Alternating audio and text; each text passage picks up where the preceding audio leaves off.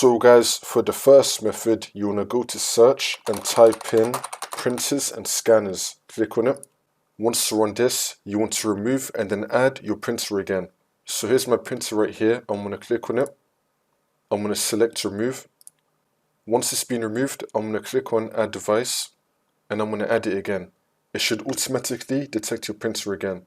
If it doesn't, you want to select add a new device manually. And you want to find your printer again.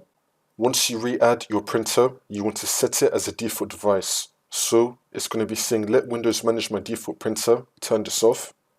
Now you want to select your printer and then click on set as default. And the printer status should now be on default. Once you do all of that, see if that works. For the next method, you want to go to search and type in services. Click on it. And now once you're on this, you want to click on any service one time and then click on P on your keyboard. You want to find print spooler. Double click on it. Make sure that you have the startup type on automatic and then click on start, which will now make the server status running, and then click on OK.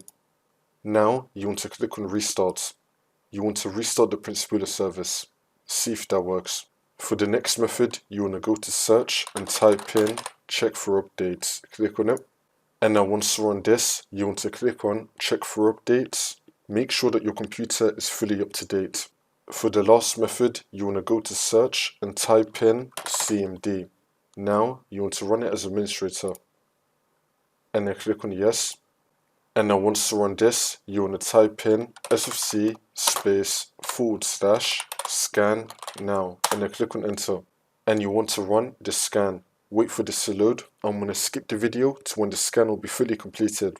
Once you complete the scan, just restart your computer. Come back into Windows and then hopefully this will fix your problem.